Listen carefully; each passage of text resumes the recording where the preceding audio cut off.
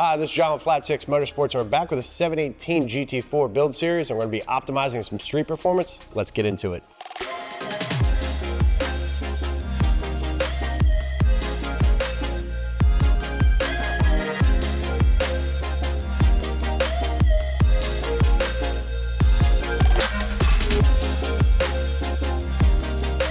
So on our last installment, we showed you some must-have mods for the 718 GT4, but we're going to take that up a notch and optimize some of the street performance attributes of the car. That's going to include an Akrapovic slip-on catback system. So we already have the OAPs. We're going to do the muffler section next. We're also going to add the M Engineering Stage 1 tune. Previously, we had the M Coder that allowed us to have valve control and auto start, stop, delete. But now we're going to actually add their Stage 1 calibration to enhance the performance. With some of the modifications we've done. We've thrown some BMC air filters in, and also we're putting the DSC control module in the suspension that's going to allow the car to be a little bit more adaptive. So we're going to put it on the road, give you some impressions of how these things come together.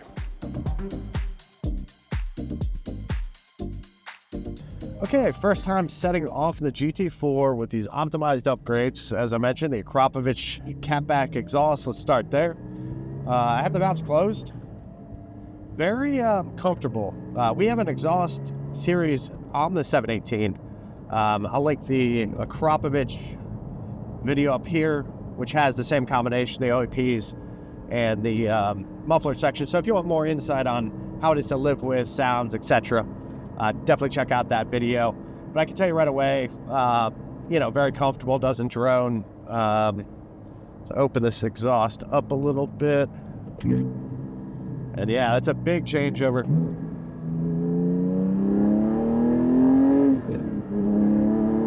Yeah, nice tone out of the back. Akrapovic makes a really high quality system. Definitely one of the best in the business. Very lightweight as well. We have the DSC controller on here as well, so let's test that on a couple of these turns. Some pretty big bumps there. Actually soaked it up pretty well. And turn in. Yeah.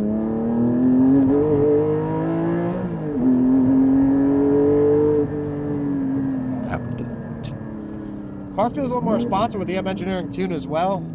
Hard to really get a feel with power, but we dynoed it, and it picked up roughly about 10 wheel horsepower compared to just the bolt-ons. But the sum of the parts has been working pretty well, where I think we're up about 45 horsepower or so, 40, 45 with the tune and the exhaust. So overall, very good. Yeah, exhaust is nice, got a very nice tone.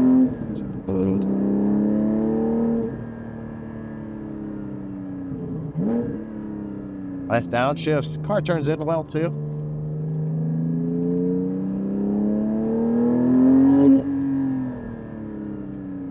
Yeah, DSC seems to be a little more adaptive. Like the processing power has been upgraded. I'd liken it to, maybe going from a 5-year-old computer to a current gaming computer or something like that. It just seems like the modulations of the suspension and the reaction of the system works very well together. Now that was with the suspension in its normal mode. Let's go to the stiff mode. Stiffen the dampers up and just kind of see what happens. Now let me also turn off stability and traction control as well. Just get the full experience here. Yeah, right away. Yeah, it feels definitely more direct than before. Obviously, this is really focused on optimizing street performance, and I think that the DSC module is a popular option for folks because it's so easy. You don't have to change any hardware. It takes about 5 minutes just installing it the inside of the front there, and it drastically upgrades, I would say, the stock PASM. So it gives it a little bit softer of a feel, which I actually prefer. You feel a little bit more of the suspension travel. And just the nuances. It seems to wrap out. I'm just hitting a bump here. It just, even in its stiff mode, it feels like the damping curves are just better set up for this chassis. Where before I felt when you went to the sport mode on the dampers, it would kind of give you a little bit of an artificial over dampened feel. And the rebound of the suspension stroke wasn't there, but the compression was there, and it just kind of bounced around a little bit. You know, particularly on the street. On the track, it worked fairly well, but on the street, it was kind of, you know, a little too much. So let's whip around a couple more corners here. Power feels really good. I mean, this thing, you know, makes about 400 wheel horsepower.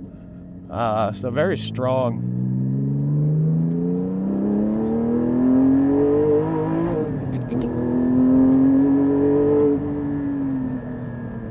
Yeah, car doesn't really dive much either under braking, and it's a very bumpy area. A little bit of understeer, and you know, that kind of oversteer once you get past the limit. It seems to be common with the GT4.